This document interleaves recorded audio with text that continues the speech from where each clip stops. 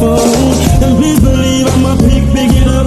Now it don't even matter if I'm busy or up, cause I can't get enough. Got me lost in your love, so forget what they say, they don't know about us now. Shorty, if you want my love, you know all you gotta do is hit me up and I'll be on my way.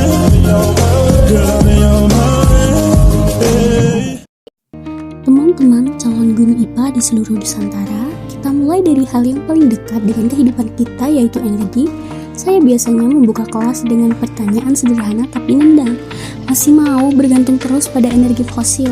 Dari situ kita masuk ke diskusi ringan tapi bermakna tentang energi hijau dan dampaknya bagi masa depan bumi. Di tahap ini, saya tidak hanya menyampaikan materi, tapi membangun awareness. Lalu saya arahkan tujuan pembelajaran kita tidak hanya belajar konsep sel surya, tapi juga akan menciptakan, menguji, dan mempublikasi karya nyata berbasis energi hijau. Jadi dari awal mindsetnya bukan belajar, tapi berkarya.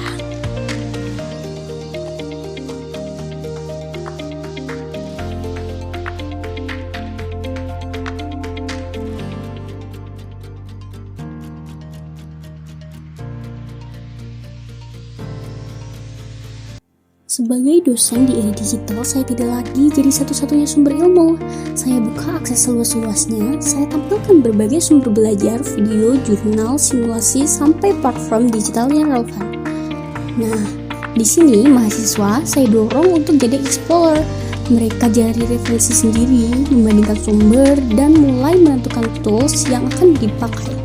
Mulai dari coding Arduino, platform LUT seperti Play, sampai software editing video. Di tahap ini, kita sedang membangun satu skill penting, yaitu literasi digital dan kemandirian belajar.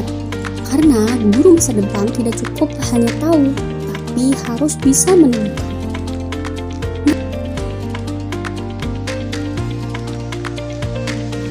Masuk ke tahap sintesis, kita mulai next level.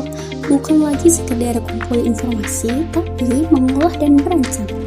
Saya duduk bersama mahasiswa, kita diskusi apa tujuan proyek kita, alat apa yang akan dibuat, bagaimana desainnya, dan bagaimana cara mendokumentasinya.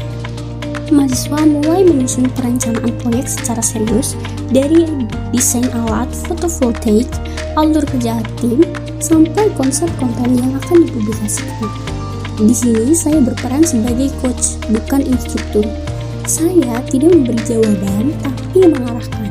Karena tujuan kita adalah melatih critical thinking dan project planning skills. Ini adalah jantung dari model Deep Role Learning by Creating. Mahasiswa saya bagi ke dalam beberapa tim profesional. Ada tim eksperimen fokus membuat box fotovoltaik, tim sistem kontrol mengembangkan LOT berbasis Arduino dan Blink, tim kreatif mengelola video editing dan dokumentasi, tim produksi menyiapkan talk show dan OBS streaming di kelas. Saya hanya mengawal dan memberikan arahan saat dibutuhkan. Selebihnya mahasiswa yang bergerak. Di tahap ini mereka tidak lagi mahasiswa, tapi sudah seperti engineer, content creator, dan problem solver. Dan ini yang kita butuhkan dari calon guru IPA di masa depan. Setelah masing-masing tim berjalan, kita masuk ke tahap integrasi. Disinilah kekuatan kolaborasi diuji. Saya fasilitasi diskusi lintas tim, memberikan scaffolding bagi yang mengalami kendala, dan mendorong mereka untuk saling bertukar ide. Hasilnya, alat eksperimen terhubung dengan sistem kontrol dan semuanya terdokumentasi dengan baik dalam bentuk konten digital. Ini bukan sekedar proyek, tapi integrasi sains, teknologi, dan komunikasi, sebuah kompetensi yang wajib dimiliki guru abad 21. Sebagus apapun proyeknya, tanpa refleksi itu tidak akan bermakna. Saya selalu ajak mahasiswa untuk berhenti sejenak dan bertanya, apa yang sudah kita capai, apa yang belum optimal, apa pelajaran terpenting dari proses ini. Di sini saya berikan feedback yang jujur dan konstruktif. Mahasiswa juga menyampaikan pengalaman mereka secara terbuka. Refleksi ini penting karena disinilah terbentuk kesadaran belajar metacognition yang akan mereka bawa saat menjadi guru nanti. Dan ini bagian yang paling saya suka. Kita bawa pembelajaran ke level publikasi. Saya berperan sebagai host dalam sebuah talk show di kelas. Perwakilan tiap tim, saya wawancarai tentang pengalaman mereka selama mengikuti model Dikko. Kita tampilkan hasil video dokumentasi mereka menggunakan OBS, layaknya sebuah program profesional. Mahasiswa tidak hanya mempresentasikan, tapi juga storytelling. Mereka berbagi proses, tantangan, dan solusi. Inilah tahap di mana pembelajaran tidak berhenti di kelas, tapi dipublikasikan, dibagikan, dan menginspirasi.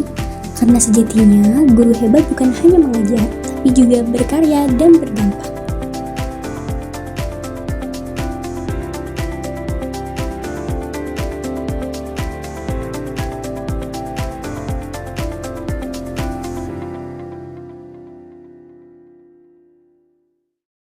Teman-teman, calon guru IPA model Dikko dan sintaks Inspire ini bukan sekedar strategi pembelajaran. Ini adalah cara kita menyampaikan diri menjadi guru masa depan yang adaptif, kreatif, kolaboratif, dan melek teknologi. Kalau kita ingin siswa kita aktif dan inovatif, maka kita dulu yang harus mengalaminya. Mari kita ubah kelas kita dari tempat mendengar menjadi tempat mencipta.